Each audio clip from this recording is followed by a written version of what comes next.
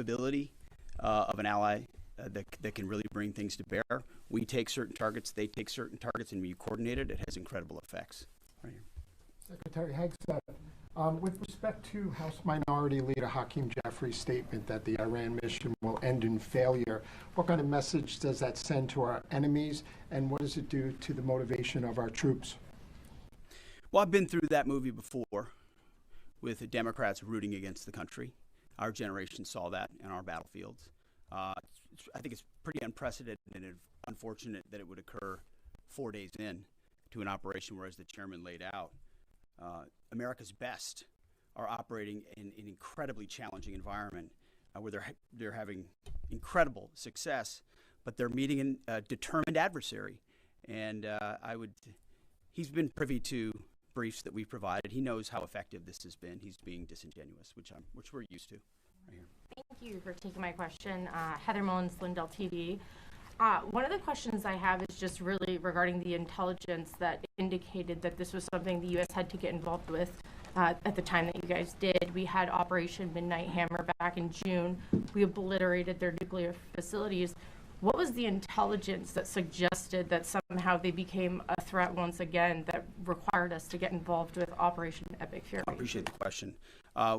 The evidence in front of us since the 12-day war was that Iran had no intention of actually negotiating a nuclear deal that truly meant they did not have a pathway to the nuclear bomb. And they had a moment.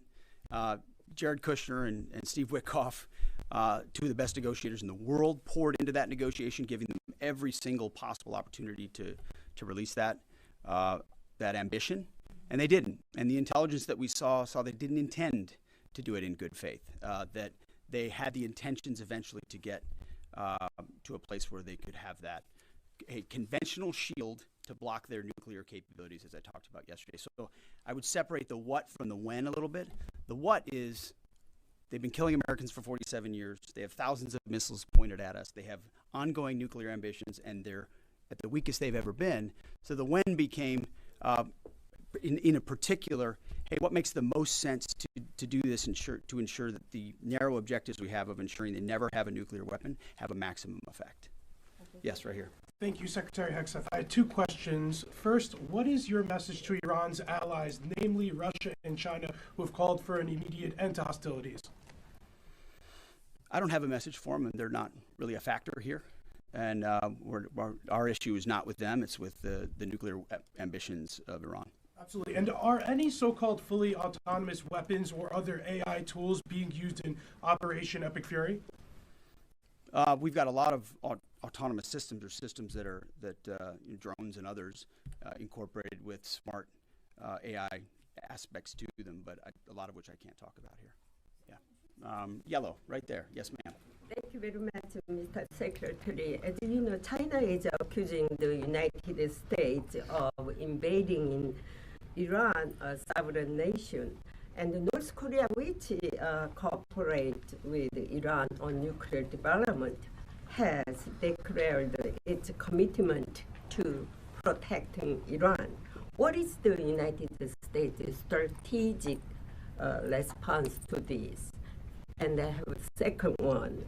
How many allies joined with the United States to fighting against Iran? Do you have any number? Well, I think what you're seeing right now is a response in the region to the belligerence of Iran and the willingness of them to target civilian airports, civilian hotels, civilian locations, civilian oil infrastructure of their Gulf neighbors who would have preferred not to be in conflict, didn't want to, but now realize that this is something that has to be dealt with. So whether it's UAE or Qatar or Bahrain or Kuwait or Saudi, on different levels, they're reaching out to us, whether they're going on offense, which they are, whether they're giving us additional access, basing, and overflight.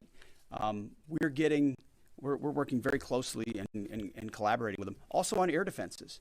The air defense capabilities of those countries are significant, and when combined with ours, and we coordinate, it brings simplicity to the shot doctrine, so we make sure we're using less munitions, but being more effective with what we shoot at. And as it pertains to other countries, I'll sort of give the same question. they don't really bear on the case of Iran. We're going to deal with Iran's nuclear ambitions, and that'll send plenty of signals in the process. Right there. Purple. Are you going to help get Americans out of the region? Is the Thank you so military going to much, help? Mr. Secretary. I have two questions. One question for you and the other question for Mr. Chairman. You ruled out that you are not engaging with the Kurdish forces, Iranian Kurdish forces, to incursion from the Kurdistan region to Iran. But now, and today, Iranian said that under threat in the Kurdistan region, they said clearly, if there is any incursion from the Kurdistan region, they will attack all the Kurdistan region and go war with the Kurdistan region. What's your comment on that? And a question for Mr. Chairman, given comments that the U.S. forces might be deployed if necessary, under what specific conditions would you determine that deploying U.S. boots on the ground is necessary, and how would such a decision support and advance your stated strategic goals?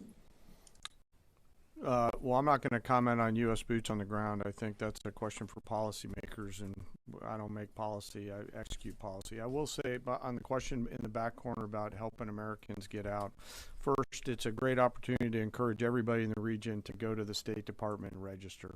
Secretary Rubio's been trying to get that word out, and I'd ask you to help us with that, to have folks register. We've also opened up space available seats as C-17s and other airplanes come in to try to help folks get out. But that's really a State Department matter. But to answer your question, that's what we've been doing. Absolutely. Last question right here. Secretary Hegsteth, thank you. Reagan Reese with the Daily Caller. You touched on this in your opening remarks, but I'm hoping you could expand on it a bit. It's been reported that Iran might be trying to outlast our ability to intercept their missiles. It sounds like you guys are saying they don't have the ability to do so. Is that the case? Can they outlast us in their ability to do that? Iran cannot outlast us. We're going to ensure through violence of action and our offensive capabilities and our defensive capabilities, as I said, that we set the tone and the tempo of this fight. That's why stories and speculation about different things that try to make it look like we're limited in what we can do. The only limits we have in this is President Trump's desire to achieve specific effects on behalf of the American people.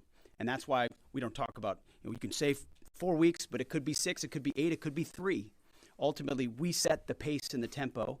The enemy is off balance, and we're going to keep them off balance. And we know their ability to shoot versus our ability to defend. That difference gets wider and wider every day. Our defense gets better, their offense capabilities diminish. As we are going into ammunitions that we, as we said, have tens of thousands of and can drop unlimited supplies on with even more effects than the standoff munitions we have now, which is why when we say the throttle's going up, the throttle's going up and it's going to stay on high. Thank you all very much. Appreciate it.